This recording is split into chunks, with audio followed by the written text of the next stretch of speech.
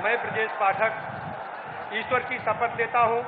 UP में दिनेश शर्मा का पत्ता काटकर डिप्टी सीएम के रूप में नया चेहरा सामने आया है। नाम है ब्रजेश पाठक।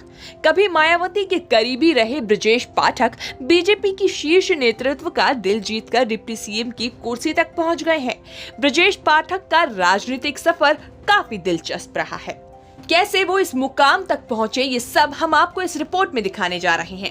यूपी सरकार 2.0 में अब की बार जो 2 डिप्टी सीएम बनाए गए हैं, उनमें एक है केशव प्रसाद मौर्य और दूसरे हैं पिछली सरकार में कानून मंत्री रहे ब्रजेश पाठक।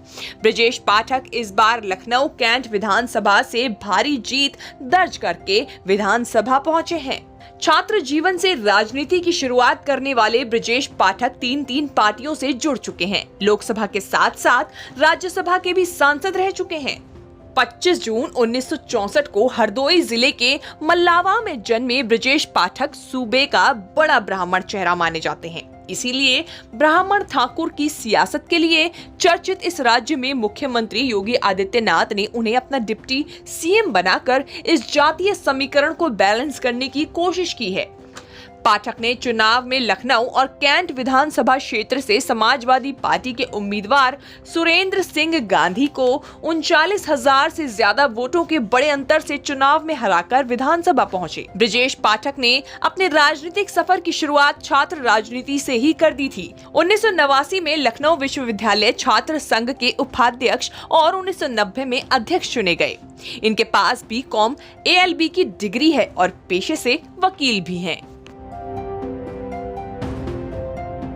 पाठक 1992 में कांग्रेस में शामिल हुए। 2002 में विधानसभा चुनाव में वो मल्लावा विधानसभा सीट से कांग्रेस के उम्मीदवार के तौर पर मैदान में उतरे। हालांकि उन्हें कामयाबी नहीं मिली और वो चुनाव हार गए थे। ब्रजेश पाठक 2004 में कांग्रेस का साथ छोड़ BSP के हो गए। BSP ने इन्हें 2004 के लोकसभा चुनाव में उन्नाव सीट से उतारा। इस बार उन्हें जीत मिली और संसद पहुंच गए।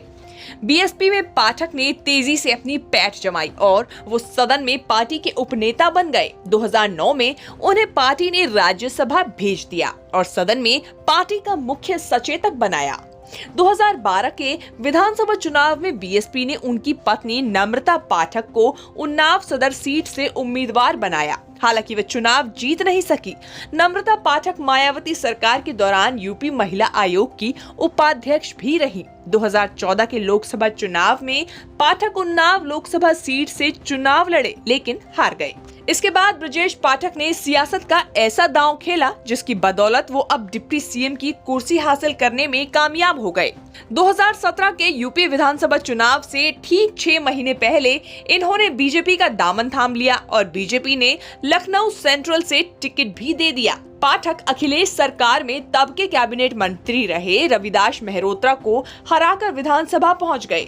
यूपी विधानसभा में ये इनकी पहली एंट्री थी। इस दौरान वो सीएम योगी की कैबिनेट में शामिल भी हो गए और उन्हें कानून मंत्री बना दिया गया। और अब की बार ब्रजेश पाठक विधानसभा चुनाव जीते और इन्हें सीधे डिप्टी सीएम की कुर्सी मिल गई। न्यूज़ तक ब्यूरो।